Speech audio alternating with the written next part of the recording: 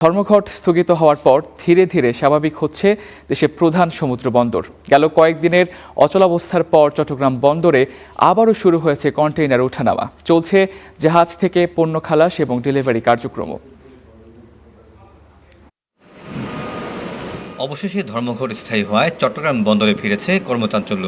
তবে কয়েকদিনের অচলাবস্থায় যে চাপ তৈরি হয়েছে সে চাপ সামাল দিতে এখন চলছে অতিরিক্ত কর্মতৎপরতা।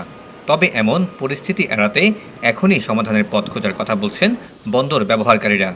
আর্থিক ক্ষয়ক্ষতিটা বিপুল ক্ষতি, এই ক্ষতি পুষিয়ে আনা খুবই কঠিন কাজ এবং আমরা বুঝতে পারছি না অন্যের অপরাধের দায়টা কিন্তু ব্যবসায়ীদের নিতে হচ্ছে। এটা সবচেয়ে খারাপ একটা নজির। ভবিষ্যতে কোনোভাবে যেন এই ধরনের দায়িত্বহীন আচরণের কারণে ব্যবসা বাণিজ্য ক্ষতিগ্রস্ত না হয়, অর্থনীতিটা অবরুদ্ধ না হয়। অন্যদিকে শিপিং এজেন্টরা বলছেন ধর্মঘটের প্রভাবে জাহাজের শিডিউল এলোমেলো হয়ে পড়ায় দিতে হচ্ছে অতিরিক্ত ড্যামারেজ চার্জ, বেড়েছে অপারেশনাল খরচও। আর অর্থনৈতিকভাবে আমরা তো জাহাজের যে আপনার একটা ড্যামারেজ থেকে শুরু করে আমার কন্টেনারের যে একটা ভাড়া রিইউজ করাটা, এই যে কন্টেনারটা 7-8 দিন 10 দিন যে পিছাই গেল, তো কন্টেনারটা তো প্রত্যেকেই মানে এটা একটা জিনিসকে আপনি অ্যামোলো বলেন, শিপিং বলেন, সর্ব সেক্টরে কিন্তু এটা একটা চেইন এফেক্ট। বন্দরের পাশাপাশি বেসরকারি অফডকগুলোতেও জমেছে প্রায় 13,000 এককের বেশি কন্টেইনার।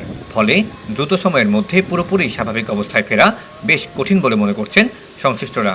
বিশাল ভলিউমের রপ্তানি পণ্যবাহী কন্টেইনার ক্লিয়ার করতে প্রায় 7-8 দিন সময় লেগে যাবে এবং স্বাভাবিক অপারেশনাল কার্যক্রমে ফিরতেও প্রায় এই একই সময় লাগবে।